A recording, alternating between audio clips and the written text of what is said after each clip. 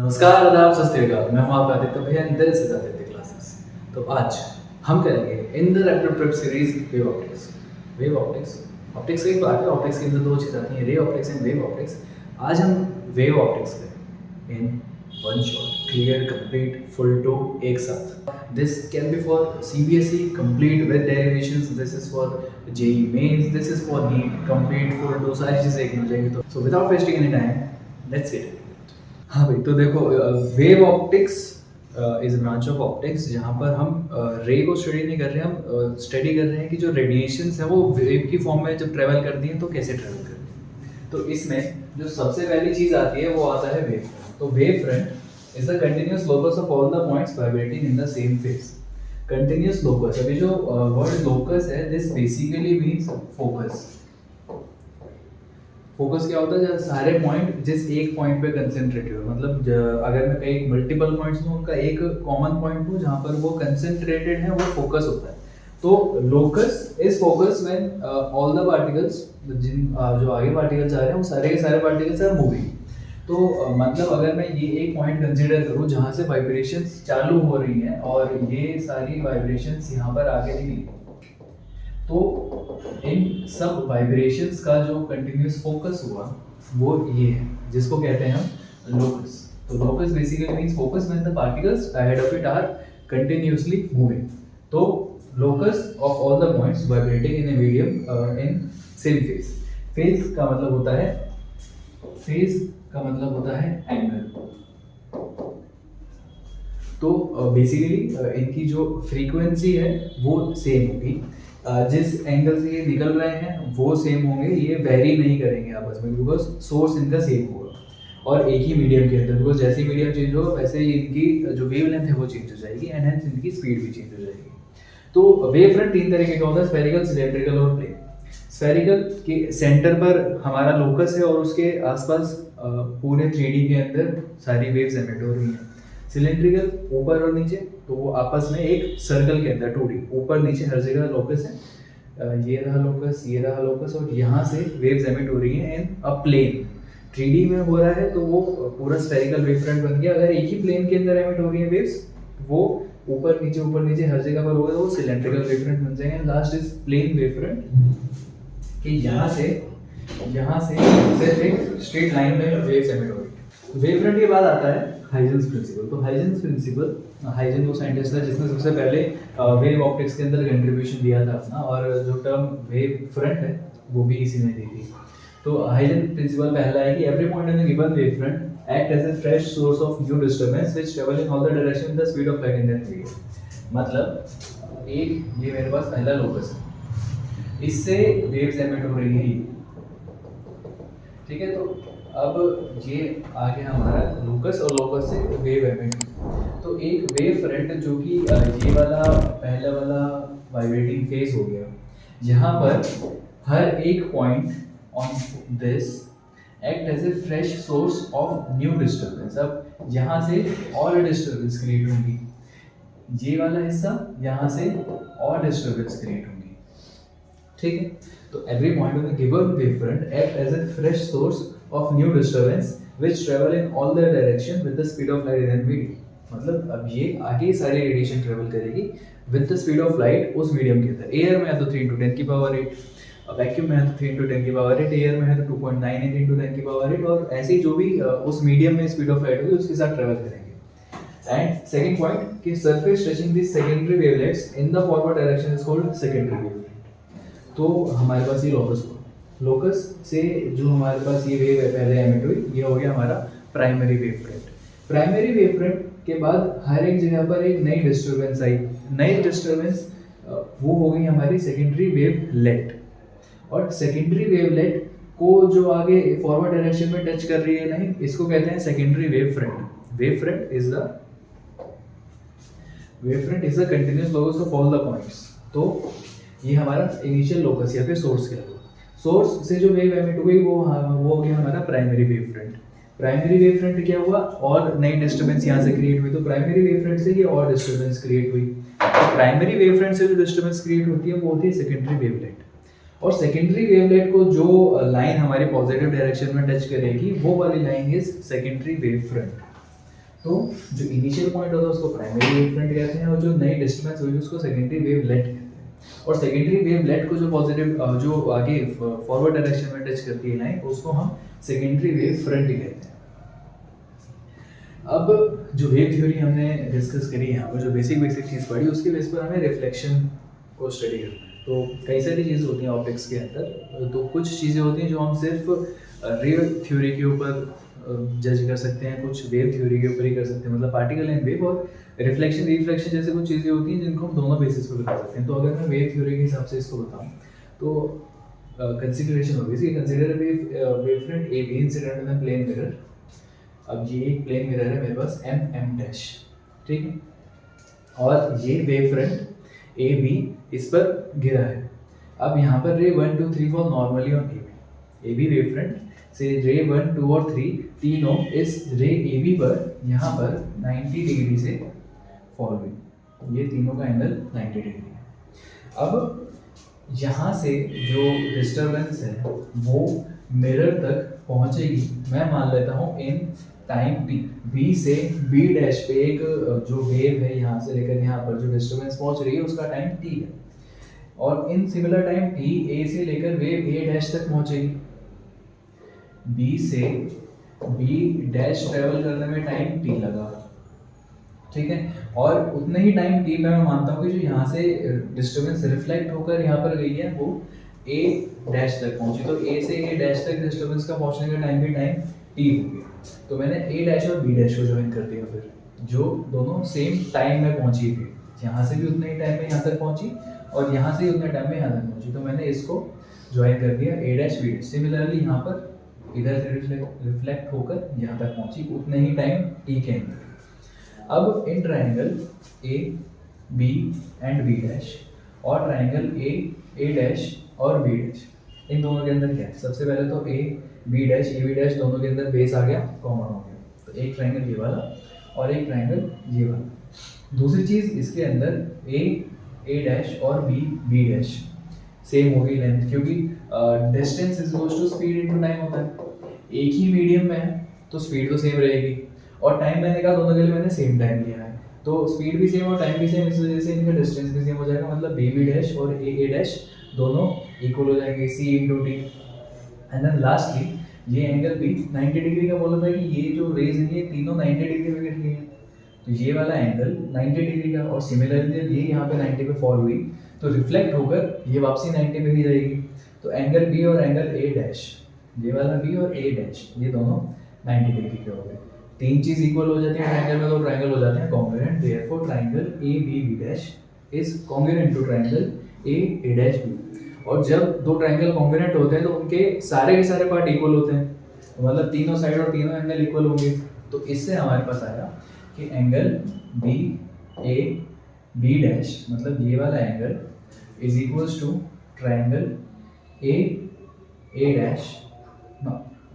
Dash B dash, मतलब ये वाला एंगल इज इक्वल टू ये वाला एंगल, ठीक है। अब ये वाला एंगल वो था जिसपे लाइट यहाँ पर गिरी, 90 डिग्री के बीच वाला ये वाला एंगल। अब अगर आप एंगल ऑफ ये और ये हमारे पास इक्वल होंगे, ये B A and this is not five,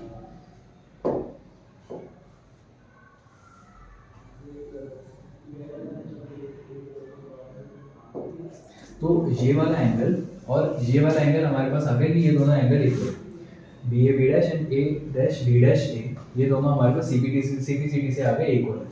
अब हमें क्या देखना है कि angle of incidence angle of reflection के बराबर आने चाहिए। अब अगर angle of incidence angle of reflection, angle of incidence कौन सा होगा? Angle made with the normal and incident ray, ये सरफेस की 90 डिग्री वाली लाइन, तो और ये आगे हमारे पास इंसिडेंट रे, तो इंसिडेंट रे और नॉर्मल के बीच का एंगल इज आई, और ऐसे ही ये हमारी सरफेस 90 डिग्री नॉर्मल एंड ये रिफ्लेक्टेड रे, तो ये रिफ्लेक्टेड रे और नॉर्मल के बीच का एंगल आर, तो आई और आर इक्वल होना चाहिए। अभी हमारे पास आया है ये और ये वाला बराबर।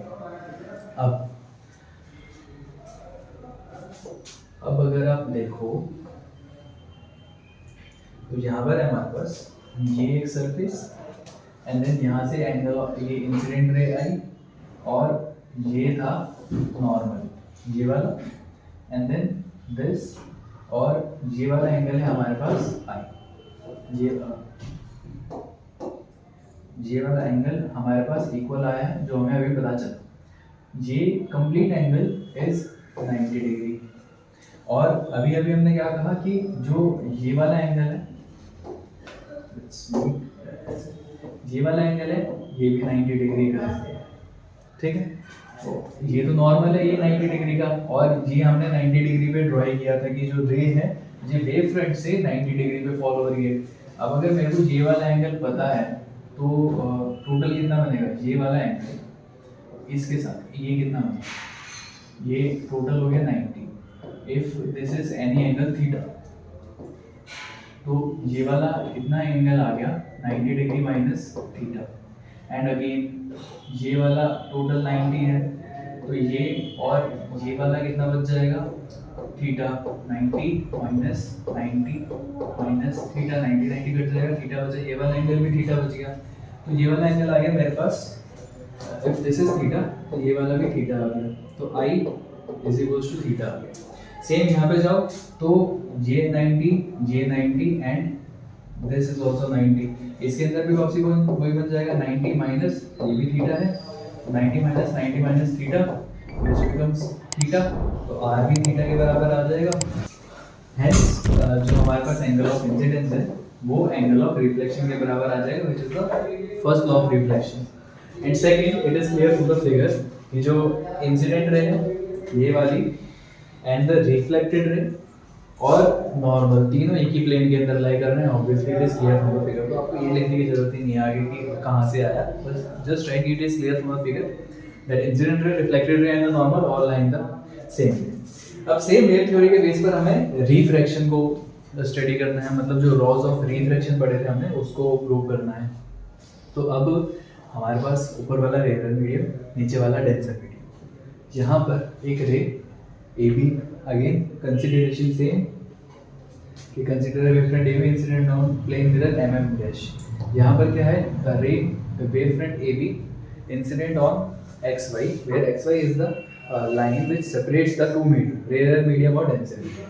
अब इसके अंदर वापसी तीन रे 1 2 3 which are following normally, मतलब angle 90 degree with the wavefront।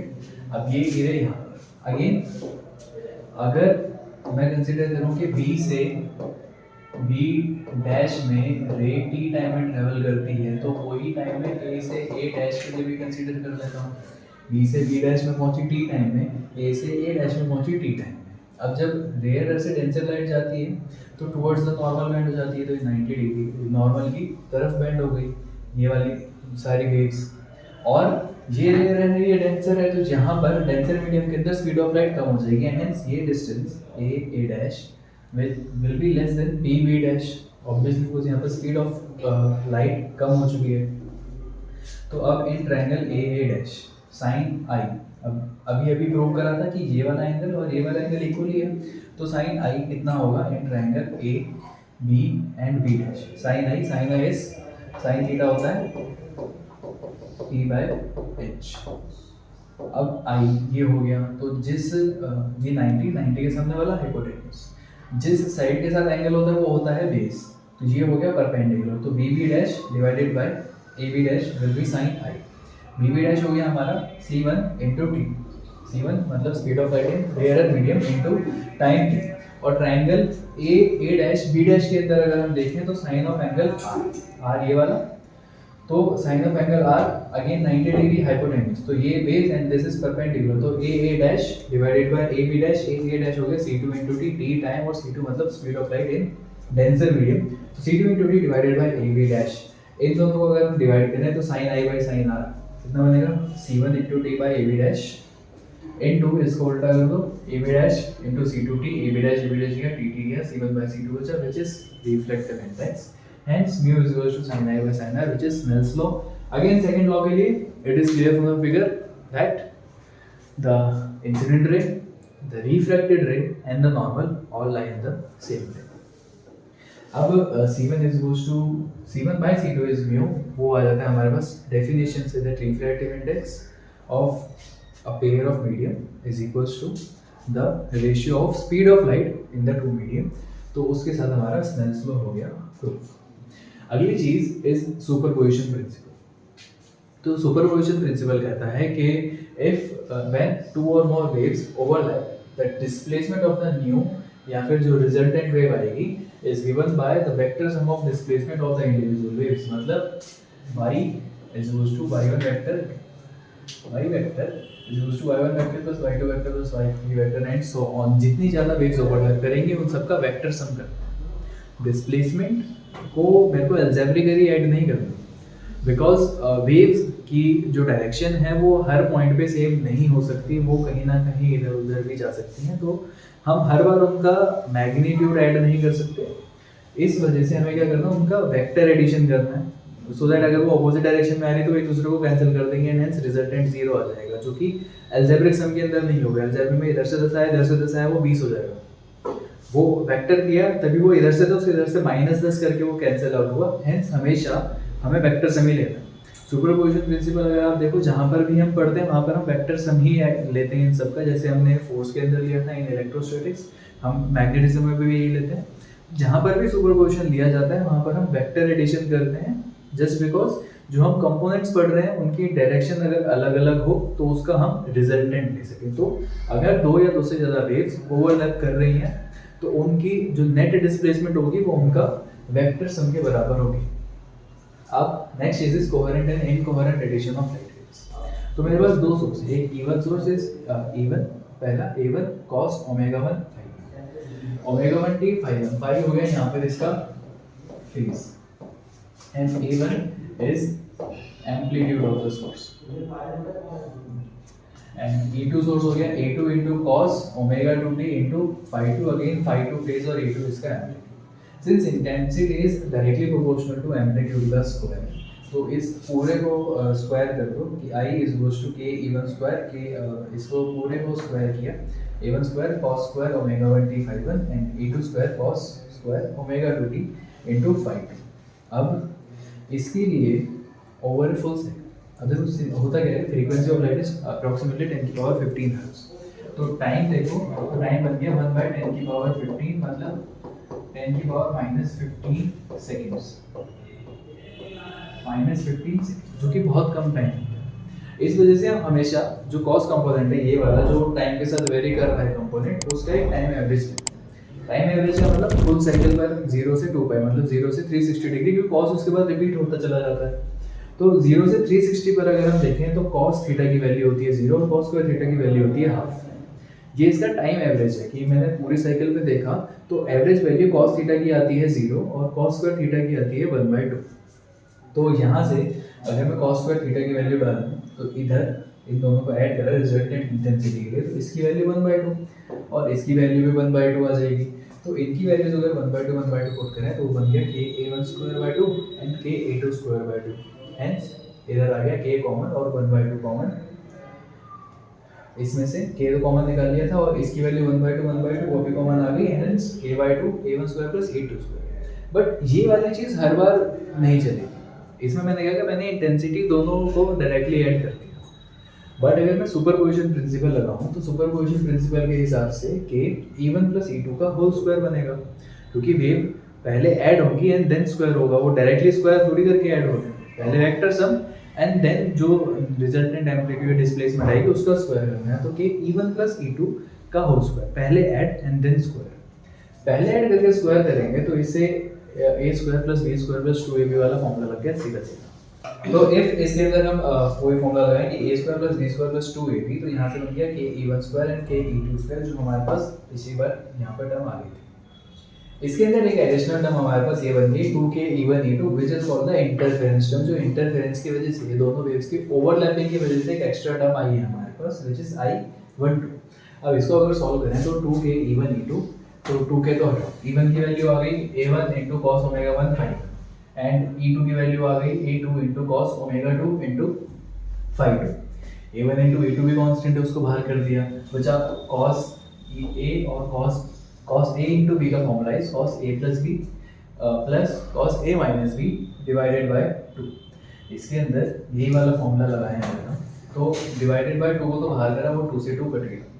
बचा cos a प्लस b, तो omega 1 t, omega 1 plus omega 2 into T plus five 1 plus five 2, and इसके अंदर माइनस करा तो omega 1 minus omega 2 into T और five 1 minus five 2।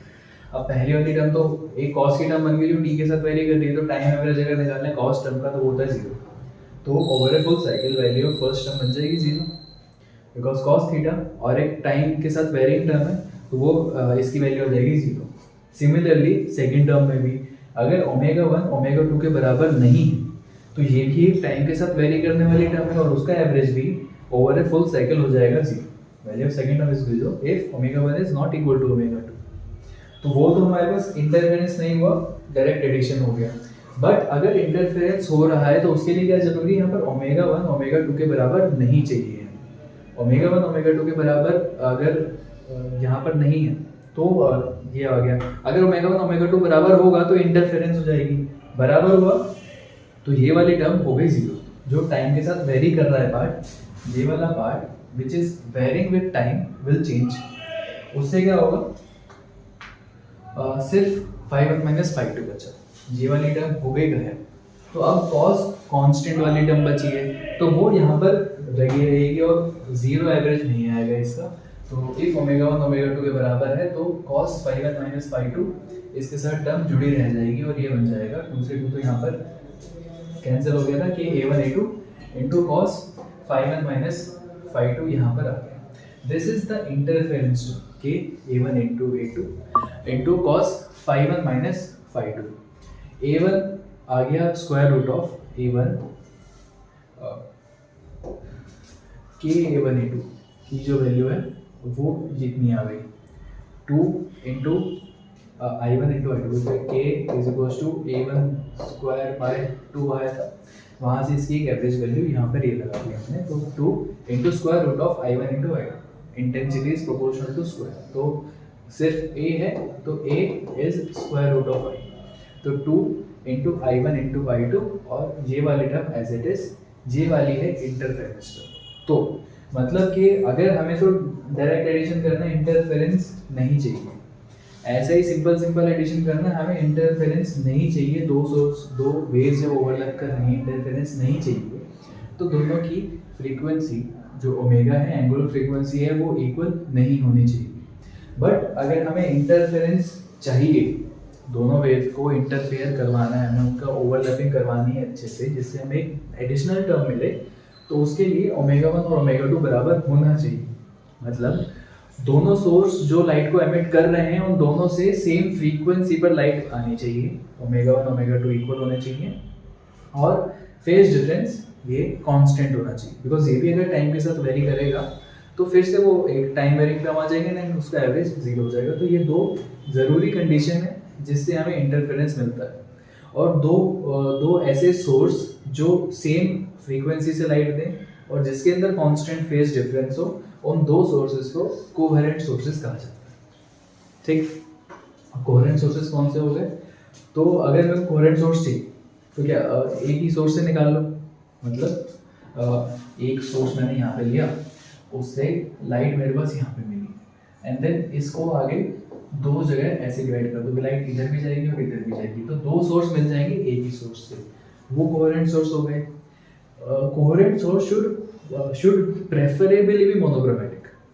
हमेशा monochromatic हो जरूरी नहीं है, but should preferably be monochromatic, मतलब सिंगल कलर वाले हों, सो दैट उसमें फ्रीक्वेंसी की वेरिएशन ना आए, and then path difference should be very small between the two sources. वो जो सोर्स हैं वो ज़्यादा दूर दूर नहीं होने चाहिए, वो पास पास होने चाहिए। ये कोहेरेंट सोर्सेज होते हैं। नेक्स्ट इज इंटरफेरेंस, जो अभी हमने पढ़ी। तो interference is the phenomena of redistribution of light energy on account of superposition of light waves to coherent sources। Coherent source होना जरूरी है। कोहेरेंट सोर्स होना is the most necessary condition for interference। Coherent source नहीं होंगे, जैसे अभी भी देखा, तो इंटरफेरेंस ही नहीं होगी। तो इंटरफेरेंस में क्या हो रहा है? Redistribution of light energy. अब एनर्जी कहीं और से थोड़ी मिल रही है, जो ये एक्स्ट्रा टर्म हमें मिल रही है, ये वाली टर्म जो हमारे पास आई है इंटरफेरेंस टर्म, ये कहीं और से थोड़ी आई है हमारे पास। जो लाइट एनर्जी हमारे पास इंसिडेंट थी, since energy can neither be created nor be destroyed, तो जो एनर्जी हमारे पास शुरू से मिली थी वही एनर्जी तो हमने कहीं ना कहीं पर वापसी यूज करी है। तो ये वाली एनर्जी वही सोर्स से आई है जो हमारे पास शुरुआत में थे। अगर नहीं होता तो ये लाइट एनर्जी रीडिस्ट्रीब्यूट नहीं होती, अगर कोहेरेंट सोर्स नहीं होते। तो इंटरफेरेंस जहाँ पर हुआ तो मतलब जो इनिशियल एनर्जी हमारे पास मिली थी वही energy get redistributed to form a new term which is the interference term. Interference is the redistribution of light energy और ये कब होता है जब दो अलग अलग सोर्सेज से आगे लाइट वेव्स सुपर इम्पोज करते हैं। इसी के बेस पर यंग्स डबल स्लिट एक्सपेरिमेंट हुआ। तो जो मैंने आपको बताया कि एक सोर्स से दो सोर्स कैसे निकालना है, तो सोर्स रखा, एक स्लिट यहाँ पर बना है। स्लिट का मतलब एक बहुत छोटा सा गैप, ठीक है। जस्ट लाइक आप दो ब्लेड को पकड़ो तो उनको पास पास पकड़ लो, तो स्लिट का मतलब एक बहुत छोटा सा गैप जहाँ से लाइट हमारे पास होगी। तो ये पहला स्लिट हो गया, इससे सोर्स आगे बढ़ा एंड आगे दो स्लिट पे जाके जुड़ गया। जब आपने 9th क्लास में पहली बार वेव पढ़ा था which was in sound sector, तो साउंड में आपने पढ़ा था कि वेव चलती है तो वो एक क्रेस्ट और एक ट्रफ बनाता है, मतलब एक मैक्सिमा और एक मिनिमा चलता है। तो हमने भी वही किया, तो एक क्रेस्ट है एक ट्रफ है। जो बोल्ड लाइन है दैट इज क्रेस्ट एंड जो डॉटेड लाइन है दैट इज ट्रफ। तो मैक्सिमम मिनिमा करके लाइट आगे बढ़ रही है। सेम जब वही लाइट इन दो सोर्स पे गई तो इन दोनों सोर्सेज से अलग अलग मैक्सिमा और मिनिमा भी क्रिएट होगा। तो ऊपर वाले से जितने भी पर्पल कलर में है वो ऊपर वाले से आया, और जो ब्लू कलर में है वो नीचे वाले से आया। तो अब इसके अंदर क्या हो रहा है कि जहां पर एक मैक्सिमा आया, मिनिमा, और इससे भी मैक्सिमा मिनिमा आया। अब जहां जहां पर भी क्रेस्ट ओवरलैप विद क्रेस्ट या फिर ट्रफ ओवरलैप विद ट्रफ, जहां पर मैक्सिमा और मिनिमा जुड़े उस जगह पर एक मैक्सिमा प्रोड्यूस होता है। सेम चीज है, मैक्सिमा जुड़ा या मिनिमा जुड़ा, वहां पर एक मैक्सिमा प्रोड्यूस होता है। और जहां पर क्रेस्ट एक ट्रफ से मिले या ट्रफ क्रेस्ट से मिले उस जगह पर एक मिनिमा प्रोड्यूस होता है। बिकॉज अगेन वो सुपरपोजिशन में क्या, ये दोनों सेम वेक्टर मतलब सेम डायरेक्शन में पॉइंटेड वेक्टर है, तो इनकी जो डिस्प्लेसमेंट होगी वो ऐड हो जाएगी। सेम विद दिस, बट ये दो वेक्टर जिनकी जो डायरेक्शन है वो ऑपोजिट है, एक ऊपर की तरफ जा रहा है, एक नीचे की तरफ जा रहा है, एंड वो कैंसिल कर जाएंगे और वो एक मिनिमा फॉर्म करेंगे। तो अब इन दोनों के सेंटर में क्या होता है, यहाँ पर देखो तो मैक्सिमा मिनिमा ओवरलैप कर रहे हैं, उससे एक सेंट्रल मैक्सिमा होता है which is of maximum intensity. इसके ऊपर और नीचे देखो तो यहाँ पर मिनिमा और मैक्सिमा आया ओवरलैप, यहाँ पर मैक्सिमा और इसका मिनिमा आया, यहाँ पर मिनिमा और इसका मैक्सिमा आया, ऊपर मिनिमा बना। सेम नीचे जाएंगे तो एक मिनिमा बनेगा। तो सेंटर पे जो हमें मिलता है हमेशा वो एक मैक्सिमम इंटेंसिटी वाली लाइट आती है। उसके ऊपर और नीचे दोनों साइड डार्क फ्रिंजेस मिलते हैं, ये जो अलग अलग लाइट के जो टुकड़े से मिल रहे हैं यहाँ पर, दीज आर कॉल्ड फ्रिंजेस। तो सेंट्रल फ्रिंज जो होती है वो मैक्सिमम इंटेंसिटी की होती है, जिसको सेंट्रल मैक्सिमा कहते हैं। उसके ऊपर नीचे दोनों साइड मिनिमा मिलता है which is dark complete black. उसके ऊपर देखो तो वहाँ पर फिर मैक्सिमा आएगा दोनों साइड, बट जैसे जैसे हम सेंटर से जितना ज़्यादा दूर जाते जाएंगे वैसे वैसे ऑब्वियसली इसकी इंटेंसिटी कम होती चली जाएगी। और ये जो फ्रिंजेस आते हैं ये बिल्कुल ऐसे क्लियर नहीं होते कि इतने हिस्से में डार्क है, इसके नीचे लाइट दिखेगी, फिर इसके नीचे इतना डार्क आ जाएगा, ऐसा नहीं होता इसके अंदर। ये होते हैं आपस में मिक्स कि लाइट हमें हल्की हल्की यहाँ तक इंटेंसिटी कम हो गई है, डार्क हल्का हल्का यहाँ तक आएगा, सेंटर पे ऑब्वियसली यहाँ पर मैक्सिमम इंटेंसिटी आ गई, इसके नीचे intensity will continue to decrease. तो इनकी जो बाउंड्री होती है वो फिक्स नहीं होती। सो इफ मेरे को निकालना है कि भाई सेंट्रल मैक्सिमा की विड्थ कितनी है, तो मैं मिनिमा के सेंटर से इस मिनिमा के सेंटर तक का डिस्टेंस निकालता हूँ।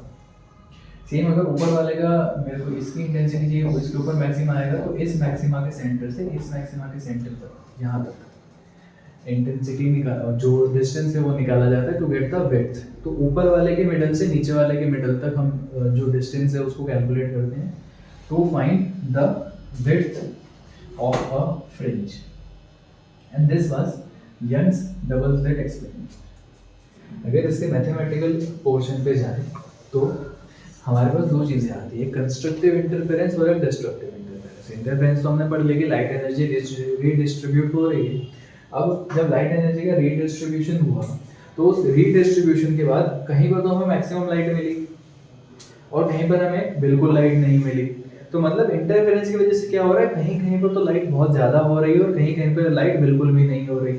तो इसी को कहते हैं constructive and destructive interference. Constructive interference जब हमें लाइट बहुत ज़्यादा मिल रही है, मैक्सिमा क्रिएट हो रहा है, एंड डिस्ट्रक्टिव इंटरफेरेंस इस जब हमें लाइट बहुत कम मिल रही है और एक मिनिमा क्रिएट हो रहा है। तो यहाँ पर हम दो सोर्स मानते हैं, हमारे पास दो डिस्प्लेसमेंट है, y1 = a1 sin omega t and y2 = b2 sin omega t plus y। एक कांस्टेंट फेज डिफरेंस मैंने इसके अंदर ऐड कर दिया। बाकी सेम सोर्सेज हैं तो ओमेगा 1 ओमेगा दोनों के इक्वल है और इसका एम्पलीट्यूड a और b कर दिया।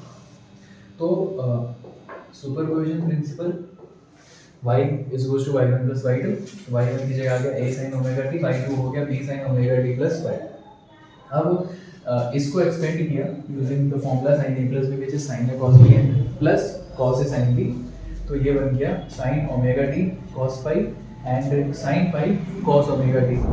इस जगह पर मैंने इन दोनों का जो एम्पलीट्यूड है वो अलग अलग लिया है, जस्ट बिकॉज जो स्लिट की विड्थ होगी, जो हमारी स्लिट कितनी नैरो है ये वाली, उस पर डिपेंड करेगा एम्पलीट्यूड कितना होगा। स्लिट की विड्थ कम करते जाओगे एम्पलीट्यूड कम होता चला जाएगा। तो इस वजह से अगर स्लिट की विड्थ में अंतर है तो एम्पलीट्यूड अलग अलग होगा, तो मैंने अलग अलग ही करके लिया है इसको राइट।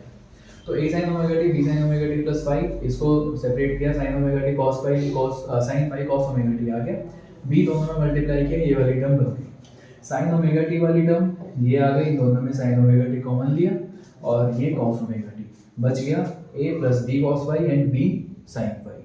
अब जब इंटरफेरेंस होगा तो जो फाइनल इंटेंसिटी आ रही है वो मेरे पास एक रिजल्टेंट एक सिंगल इंटेंसिटी आएगी। तो इसके लिए मैं इस वाली टर्म को r cos थीटा मानता हूँ और इसको r sin theta. Omega t वाली टर्म मैंने ऐसे छोड़ दी बिकॉज वो टाइम के साथ वेरी कर रही है। जो कांस्टेंट चीज़ें बची उसमें एक को r cos थीटा मान लिया और एक को r sin थीटा मान लिया। तो अब ये वाली टर्म बन गई r sin omega t cos theta and r cos omega t sin theta. अब इसमें वापसी वाला फॉर्मूला बन गया, r कॉमन निकाल लो तो sin omega t cos theta and cos omega t sin theta, r common निकाला तो sin omega t plus theta बचा, वो हमारे पास रिजल्टेंट डिस्प्लेसमेंट आ गई आफ्टर इंटरफेरेंस। अब अगर मैं इनको ये जो फर्स्ट और सेकंड इक्वेशन है r cos थीटा और r sin थीटा, तो r cos theta = a + b cos phi and r sin theta = b sin phi। इन दोनों टर्म्स को स्क्वायर करूँ और ऐड करूँ तो इससे क्या होगा, r² cos² theta and r² sin² theta. r² common निकाला, cos² theta plus sin² theta, वो तो होता है 1। इधर a² + b² cos phi plus 2ab cos phi and b² sin phi। अब b² cos phi b² sin phi cos² sin² theta वापसी 1, तो a² + b² बचा एंड 2ab cos phi एक टर्म बची = r² and it's net amplitude is equals to square root of a square plus b square plus 2ab cos phi। एक ये वापसी additional term हमारे पास है। Since intensity is proportional to amplitude का square, मतलब intensity is equal to r square, तो ये बन गया पहले स्लिट से इंटेंसिटी, ये आ गई दूसरे स्लिट की इंटेंसिटी, मतलब i1 प्लस i2, और ये वाली वही टर्म हमारे पास जो पहले आई थी 2a1 की जगह i1 root i1 i = a होता है, तो a मतलब i is proportional to a² और a is proportional to square root of i।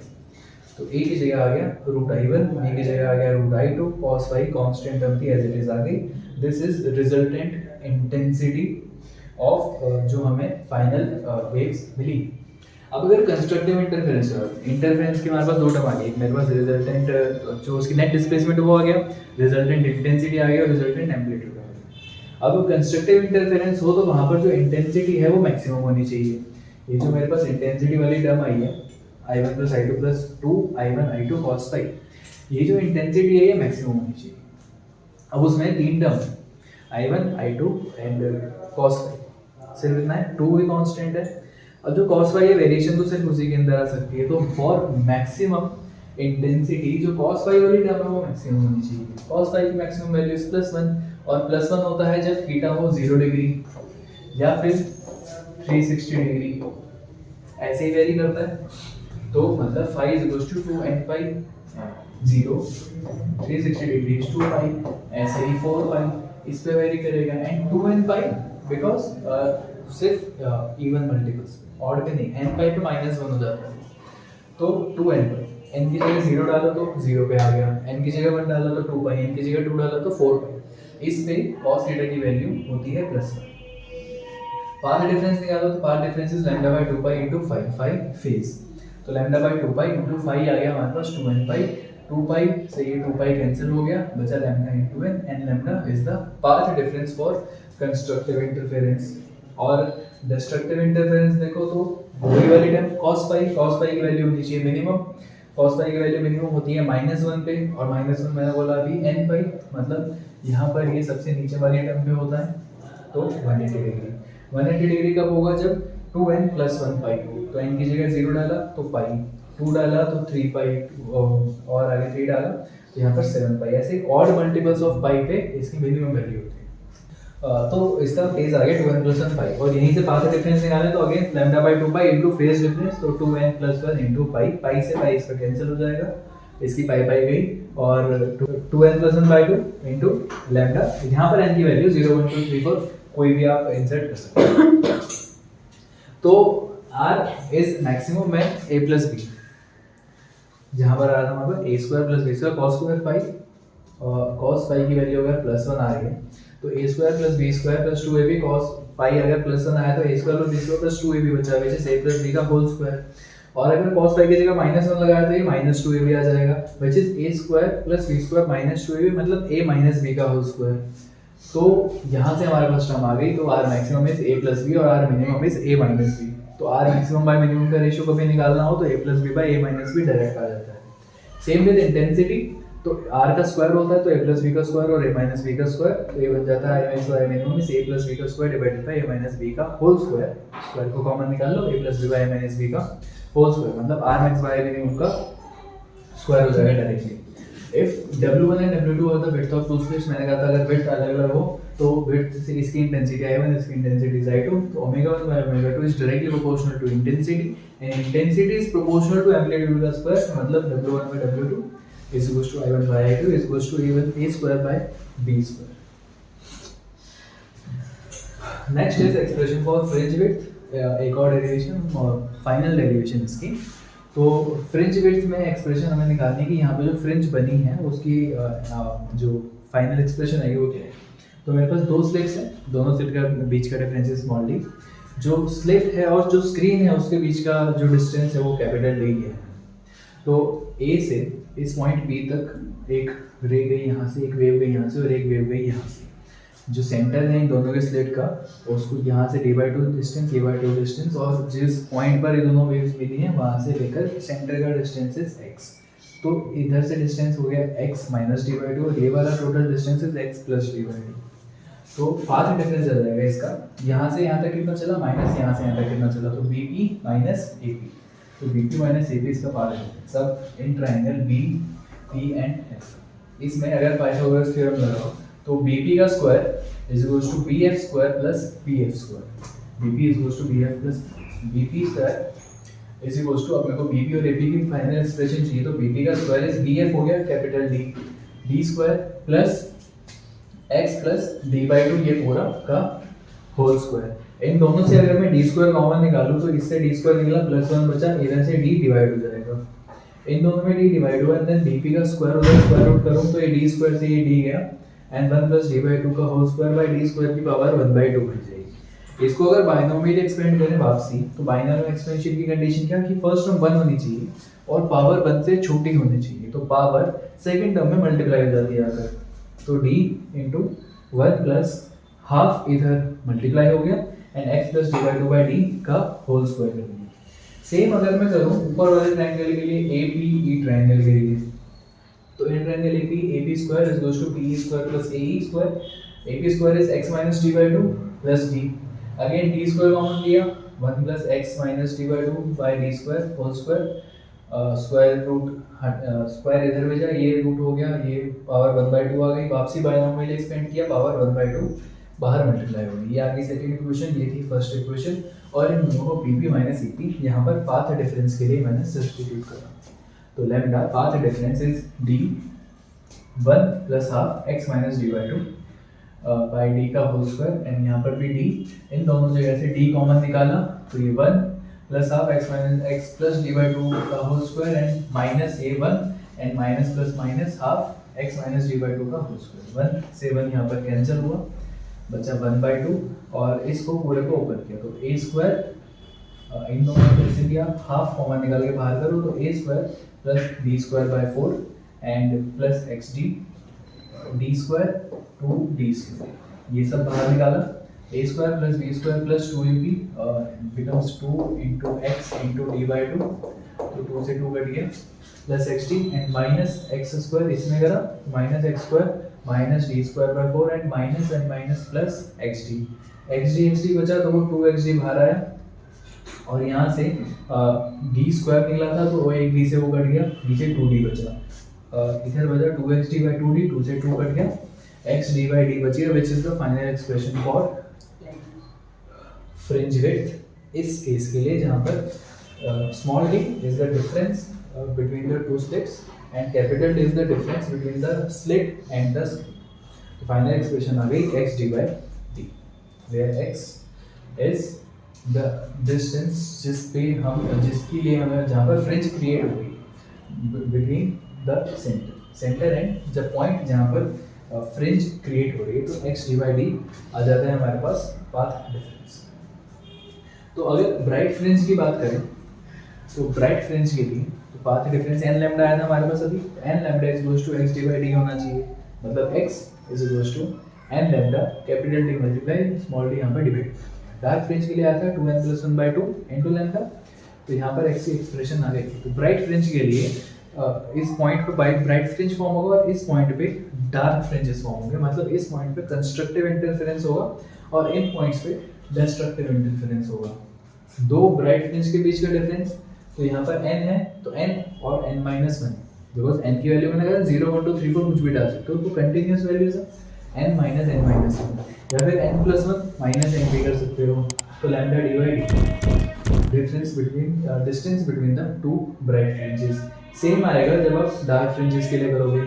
यहाँ पर 2n प्लस 1 और फिर n की जगह पर n माइनस 1 डाल दो तो ये बन जाएगा 2n minus 1 plus 1 which is 2n minus 2 plus 1, तो 2n minus 1 by 2 lambda D by D.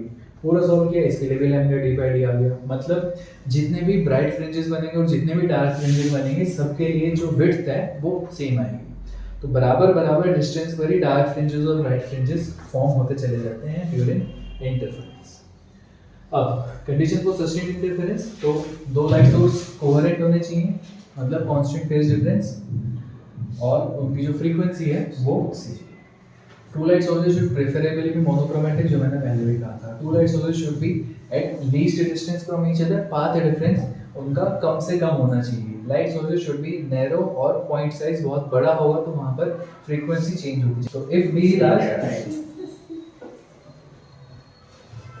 अगर distance between the slit and the screen is large तो fringes will not be clearly visible, because वो जो distance बढ़ता चला जाएगा तो जितना ज़्यादा दूर उतने ज़्यादा उसकी इंटेंसिटी कम होती चली जाएगी, वहाँ पर लॉस आता चला जाएगा बीच वाले मीडियम के through.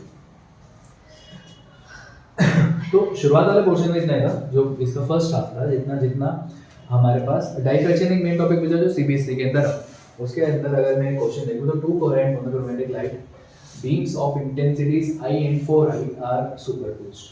So what will be the maximum and minimal possible intensities?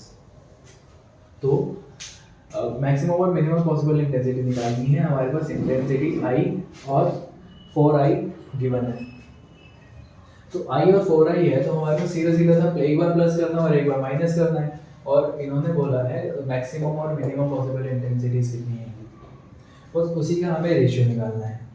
तो इस केस में हमारे पास मैक्सिमम और मिनिमम इंटेंसिटीज हमें निकालने होगी। तो यहाँ पर डायरेक्टली आपके पास एक रिलेशन निकाला था मुझे, तो I is I1 plus I2 plus 2 root I1 I2 into cos phi. जब मिनिमम है तो वहाँ पर कॉस फाई की वैल्यू थी -1 और मैक्सिमम के लिए कॉस फाई की वैल्यू थी +1। तो कॉस फाई की जगह यहाँ पर सारी वैल्यूज डाली I इंटू 4, तो ये हो गया 4i का स्क्वायर विच बिकम्स 2i और इंटू 2 करा तो 4i, मिनिमम के लिए -1 लगाया तो 5 - 4 वो बन गया i।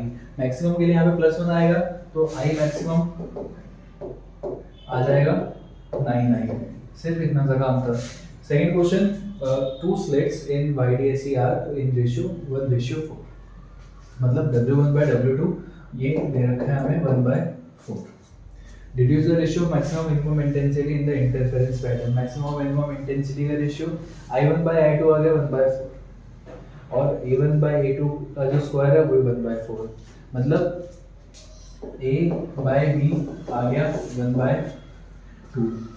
अब इस A1/A2 आ गया 1/2, मतलब B is equals to 2A। Maximum intensity I max by I minimum was A plus B divided by A minus B whole square। B की जगह 2A डाला तो ऊपर बन गया 3A divided by A minus B becomes minus A का square which becomes 9, 3/1 मतलब 9/1 वो आ गया मैक्सिमम और मिनिमम इंटेंसिटी का square. Then I minimum by I maximum दे रखा है 9/25। तो ratio of width of the two slits निकालना है।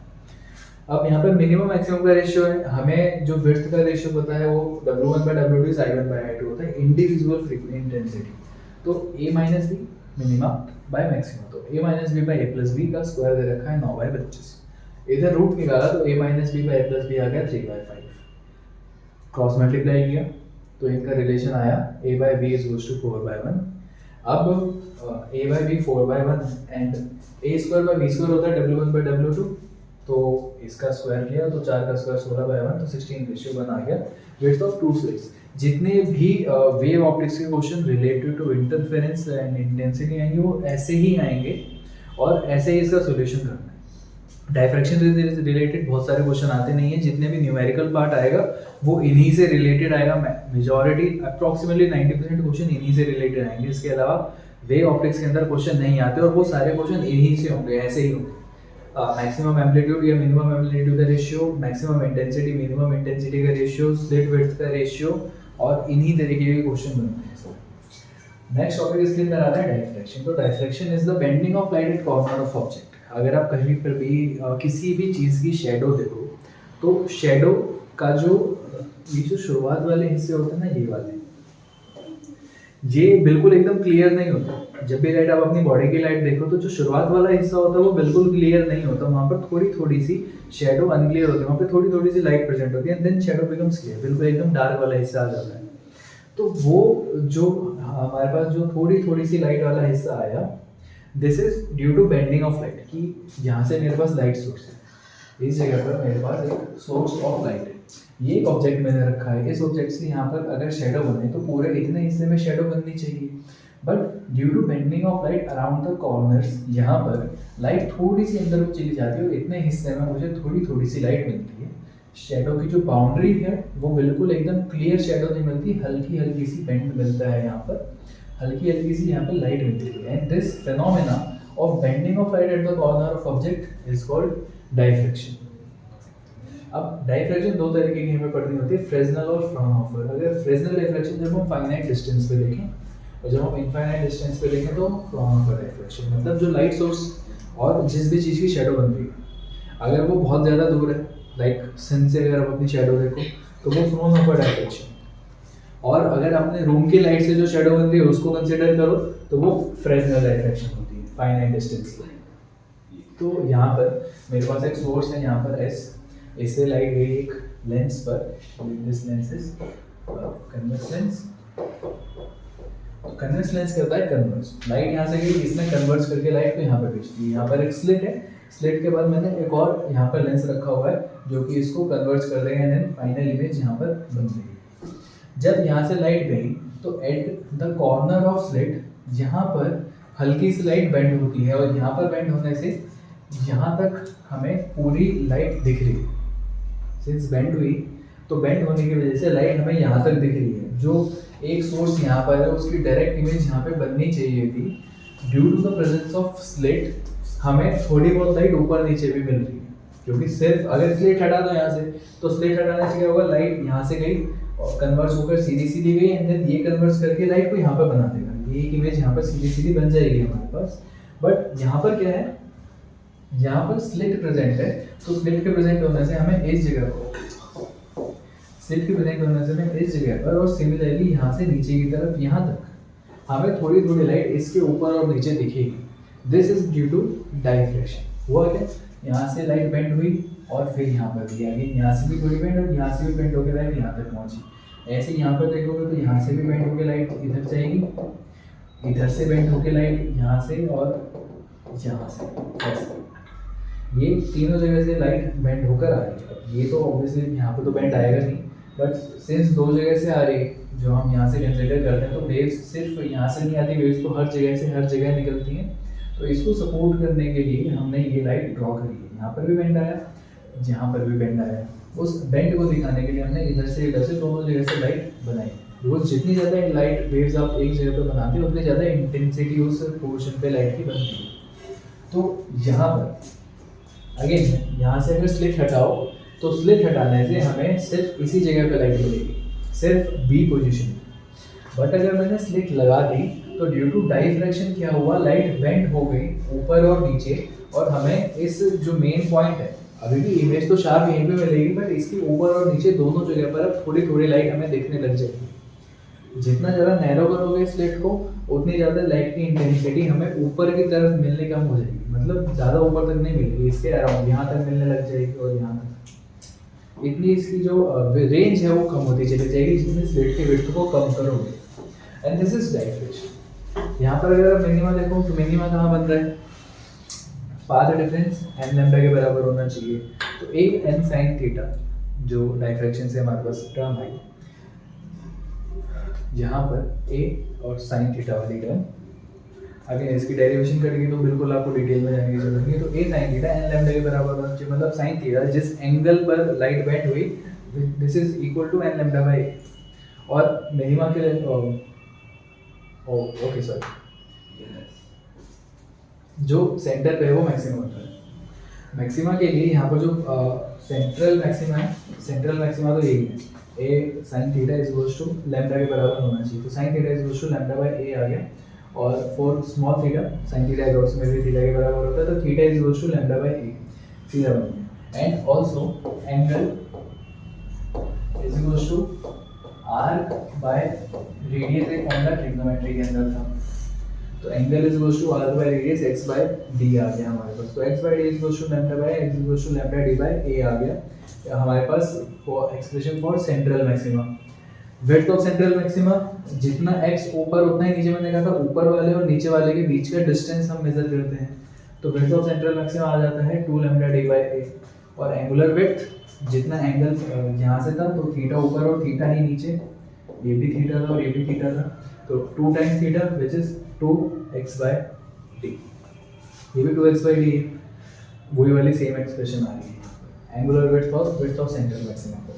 अब अगर इसके ऊपर नीचे जो मैक्सिमा और मिनिमाज क्रिएट हो रहे हैं उसकी विड्थ देखो, तो यहाँ पर अब क्या है, इस जगह पर जो पहले बन रहा है वो यहाँ पर सिंस लाइट ऊपर तक पहुँची है, तो पहली पोजीशन पर मैक्सिमम लाइट वाला हिस्सा हमें मिल रहा है, मिनिमम लाइट वाला नहीं मिल रहा। यहाँ पर इंटरफेरेंस नहीं हो रही। इंटरफेरेंस में क्या था कि सेंटर पे मैक्सिमा मिल रहा था, उसके ऊपर मिनिमा जाता था, एंड देन एक मैक्सिमा पहुंचता था। डाइफ्रेक्शन में क्या हो रहा है, मैक्सिमा है एंड देन यहाँ पे लाइट धीरे धीरे करके कम हो रही है और फिर एक मिनिमा पहुंच रहा है।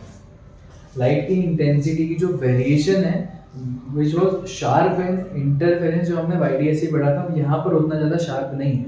यहाँ पर मिनिमा तो बनेगा ही ऑब्वियसली, एंड देन वही जैसे इंटरफेरेंस के पे पैटर्न बन रहा था वही था, बट इधर जो विड्थ है उसकी वो काफ़ी ब्रॉड है, वहाँ पर शार्प बन रहा था, वहाँ पर ये जो इंटेंसिटी थी ये काफ़ी कम थी। If this is for interference, तो डाइफ्रेक्शन के लिए वो इतना ज़्यादा होता है, डिफरेंस काफ़ी ज़्यादा है डाइफ्रेक्शन और इंटरफेरेंस में। इस वजह से वहाँ पर जो हमने मैक्सिमा की कंडीशन लगाई थी वो यहाँ पर मिनिमा की कंडीशन बनती है।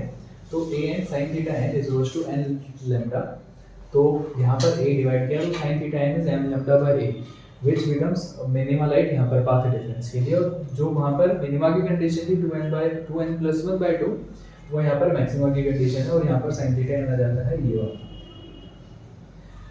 नेक्स्ट चीज इज पोलराइजेशन, जो सीधे सिलेबस से कर चुका। तो polarisation is cutting components of light. मतलब जब आपके रूम में जो लाइट लगी हुई, उस लाइट से जो हमारे पास तक वेव्स आ रही हैं, वो waves are travelling in all the direction.